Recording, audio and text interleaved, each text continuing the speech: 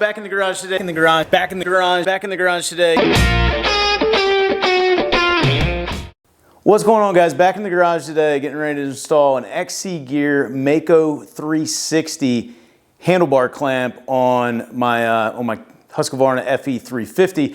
I know it's been a really long time since I made a video, and that's part of the reason why I'm putting this on my bike, because I've been off the bike for 6-7 weeks now, surgery to my wrist, and this should help with the vibration damping a little bit, since Noah and I are getting ready to go racing this weekend. So let's get this thing installed. All right, so this is the kit itself. You open it up, you see you got the bottom bar mounts here, you got the top clamp. We've got this piece that's going to go around the bar, the shark bite. We've got some mounting hardware. We also have these polymers, and I'll show you how this is going to work, but this is going to sit in between here and kind of clamp the bar down, and this is what's going to take out a lot of the vibration. They've got different ones. This is the softest.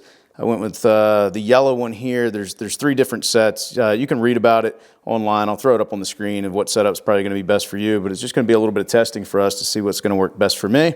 But the first thing we need to do is get this bar off the bike, so let's work on that. So first up, we just need to remove the bar pad so we can get to the rest of the hardware we need to get to. Using a 10mm, we're going to loosen up the top handlebar clamp.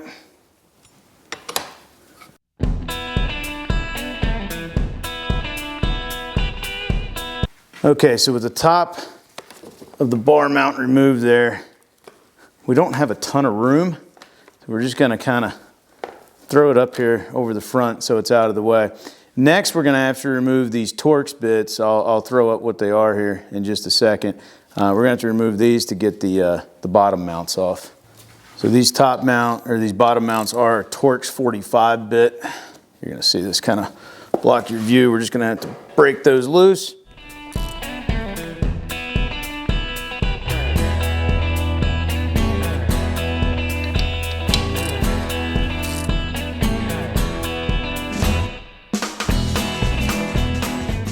All right, so we got all of the original hardware removed. Now we're going to start installing the new hardware.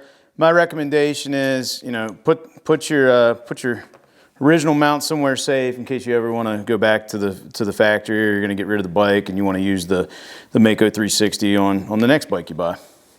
Okay, so next up we're going to get our new bottom perches on, and if you take a look at this, you can see they're reversible. This is the short side. This is the long side. You can do it whichever way you want. I'm going to set it up kind of like the way mine were on my bike, and I'm going to have the long side pointed back toward the rider. Totally up to you. You also get new mounting hardware for these.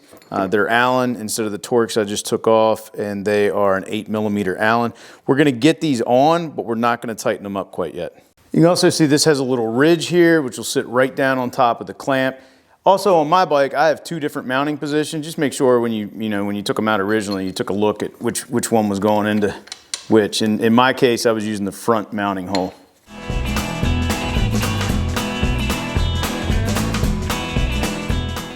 Okay, so with the perches on but not tightened, we're going to take our top mount and we're just going to run our mounting hardware down through. And what this is going to do is just going to help us make sure that our bottom perches are actually aligned. So let me get these ran in. So just using a 10mm, and you don't have to tighten these down much. I mean, I'm just snugging them down. So now we know our bottom perches are aligned properly. Now you need to check the torque spec on your specific bike because it could be different than what mine is. But according to the manual, my 2 bottom bolts, which are going to be 8mm Allens, should be torqued to 40 newton meters or 29.5 foot-pounds of torque. They do recommend putting some Loctite on there as well. It's something I neglected to do, so I'm going to pull those back out real quick and put a little bit of Loctite on them. Okay, so we got a little bit different angle here, but with the Loctite added, we're going to set this to 40 newton meters. There we go. Okay, so next up, obviously I took this back off of the bike. You're going to put your shark bite polymer in there. This is going to be facing out on the bike or forward on the bike, and you want to get the top piece of your shark bite, and you're going to just pop it pop it in there, and you want to make sure the part that says torque first is pointed toward the front of the bike. So just get it set up just like that. All right, so next up we want to grab our bar polymers, and we're going to wrap these around the handlebars. It doesn't really matter where the slice is in them, and then we're going to set them here in the bottom perches. Obviously we're going to have to get these things centered up here at some point, but you just need them in place right now.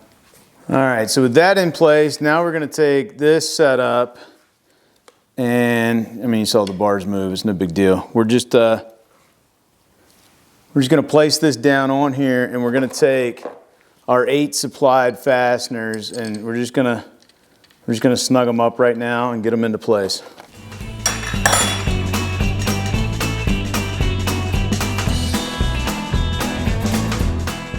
Okay, so I messed around here a little bit, got it set up the way I want it, just got these snugged up right now. You do have some alignment marks on here. They're a little hard to, you're not gonna be able to see them on camera, but you can see them, you know, when you're sitting here on top of the bike. So make sure you got it where you want it. Then we're gonna go in a crisscross pattern, torquing these bad boys down to 16 Newton meters.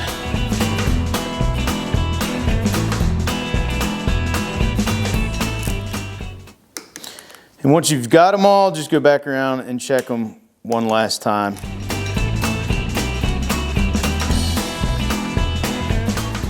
All right, so this is what it should look like now. You can see I got everything torqued down. Last piece we have to put on is this piece. We're gonna wrap it around the bar, and then if we look right here, if it would focus, it says torque first. These are the ones we want to torque first. Again, it's going to be 16 Newton meters. We're going to put those in, and then we're going to tighten up these back too. It's also 12 foot-pounds is written on there, which is 16 Newton meters. All right, and that is what it looks like completed. Obviously, if you want to put your bar pad back over, you're going to have to cut some stuff out. It's not really set up for that. Now let's just go out and test it and ride it. All right, guys, so that is it on the install for the XC Gear Mako 360 bar mount. I'll link it down in the description below, so check it out if it's something you're interested in.